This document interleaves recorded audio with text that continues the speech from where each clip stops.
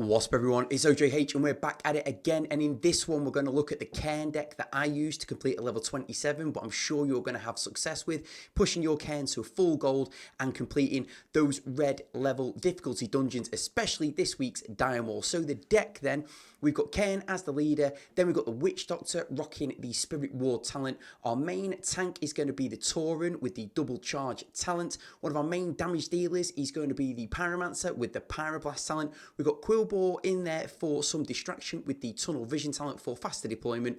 Huntress in there being the sneaky Huntress with the stealth talent. And finally we've got Execute with the Bloodlust talent, and that is going to round off the deck. So this says average level 21.7. That is not true. That is a bug in the game at the moment. This is average level 24.7, average cost of 3.4 in this level 27 Dire Maul dungeon. And the relics that we've got for this run then is, firstly, we've got the Howling Warband, which means that on death, minis grant bloodlust to nearby allies. We've got the Bone Whistle, so playing the leader summons 2 skeleton mages. And finally, we've got the Orgrimmar Commendation, so deploying a horde mini also summons a grunt at your base. More minis on the map or a cheaper deck. I'll take that all day, every day. Level 27 Dire Maul. Let's get straight into it. First boss then, Stomper Creek. So the plan here is going to be to get as many of the chests as possible and to try and execute these minis if we can, so they'll start fighting each other. Makes our job a whole lot easier. So our Pyromancer just about with 2 shots will get them to start fighting each other, because obviously being 3 levels below, but does fall there. I try to play a Quillbore on the right hand side to tank for the Huntress, but the Quillbore is played too late, as is a specialty of mine, and the Huntress got killed. So what we're going to do is we're going to need to play some defense, because we do end up taking a fair bit of damage, and that's because I am bad, really bad. So we've executed over on the right hand side, and the Tauren going to come down and do a great job for us on the left. We could do with playing another mini on the right to get that chest, and because of the splash of that Ogre Mage and because of the elite placement, have itchy back. Because of the elite placement of my Witch Doctor, the splash damage managed to take out about half my tower. I tried to play a Quillbore in to take out that siege tower, but that didn't work at all. So we are a minute and 15 in. We've taken about half of our tower's damage, and we still haven't taken the tower on the right. But that's more about me than anything else. So we'll execute all that on the left. That gives us that tower. That gets all them minis fighting each other and doing that sort of stuff. We just cannot get hold of the tower on the right, but we're hoping that the Pyromancer's splash damage is going to come down, deal with all of that. We're temporarily going to take a few shots from that ghoul because we are.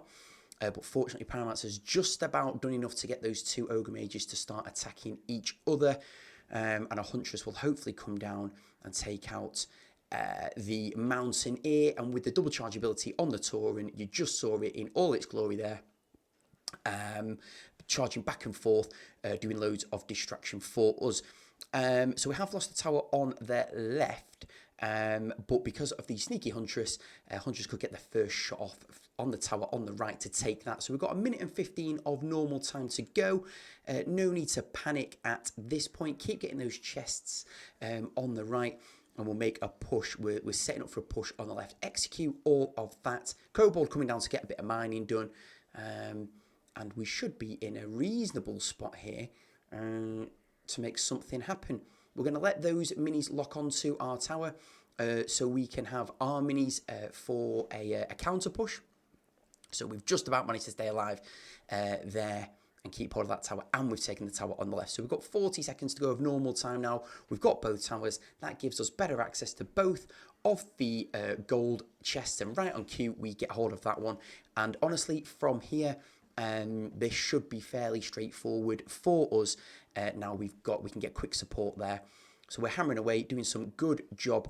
Cairne should get there and start tanking for the Huntress and the Pyromancer.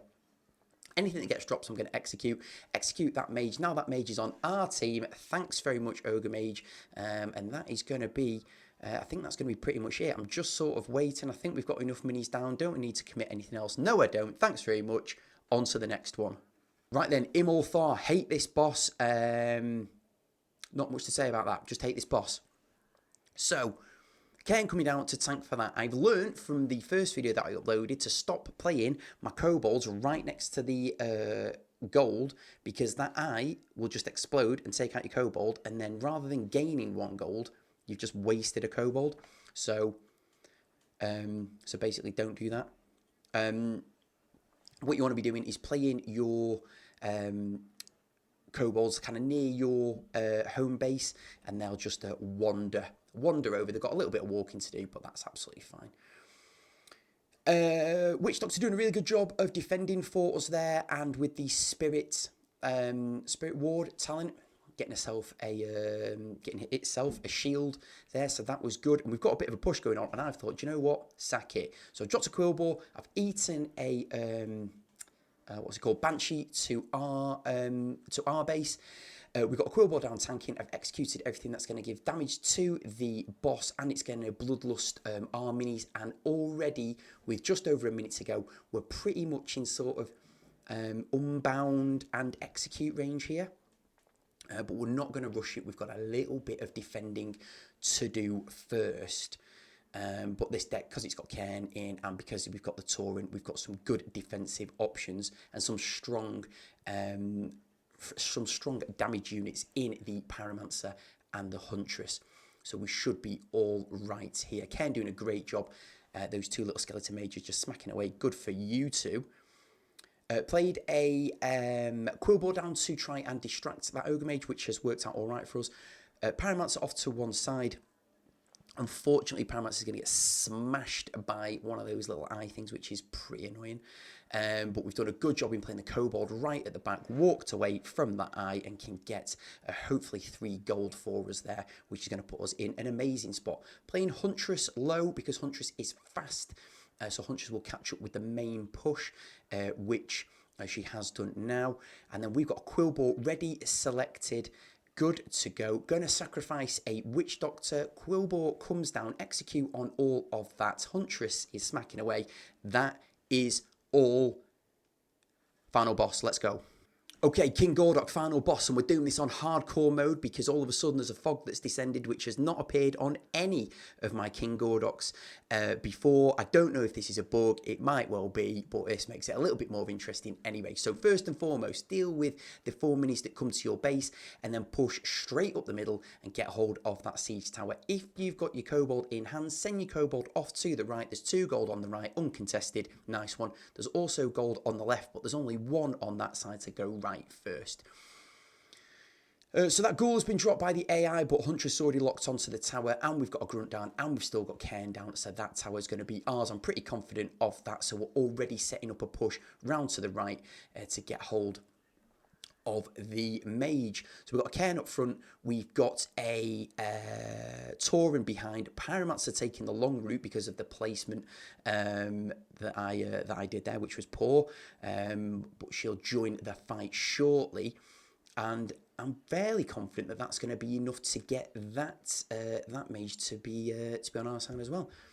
You can see the Witch Doctor Spirit Ward there, giving everyone that shield for that extra, that next hit against them. So that's working out quite well for us. Fairly confident we've got the right side sorted. So let's start pushing left and get the Ogre Grunt, I suppose. We've got a Quillbore in hand, ready to distract. That's good. Tauren can charge. Witch Doctor coming down. Kobold coming in to keep on mining the gold. And that should be enough with a Witch Doctor and a Pyromancer and a Tauren on there. And we've got a huge push coming round on the right because a lot of that has stayed alive. And there's another one of those Spirit Ward shields from the Witch Doctor. So that's good. So we've got King Ojh&x and the Healer Mage split now. And what I want to do is take out the Healer Mage if possible. Or we'll just put loads of minis onto Ojh&x himself. Quillbore coming down to take out that Mage to distract. So he's not just healing. We've got all sorts going on here. I'm not even going to count everything. Some of it's Spirit Wooded, some of it's not. We're going to execute. Keep on dropping any minis we can from that central meeting stone. I think the Ogre Mage is just going to go down for us here. Yes, Tauren charging left, right and centre. Good for you. And look at the size of the push we've got going on here. King Ojh&x is done with over a minute to go. That is the end of that. And the fog has cleared. Happy days. All good for us. So a final look at the deck then. I think this deck is super strong. We didn't struggle with any of the 3 bosses there. If anything, we struggled because I am absolutely useless. But if you do use this deck and have some success, then let me know down in the comments. If this video was helpful and does get you some success, please give it a thumbs up. If you're not subscribed already, but for more content like this, regularly dropping throughout the week, then please get yourself subscribed. Thanks for watching. I'll see you in the next one.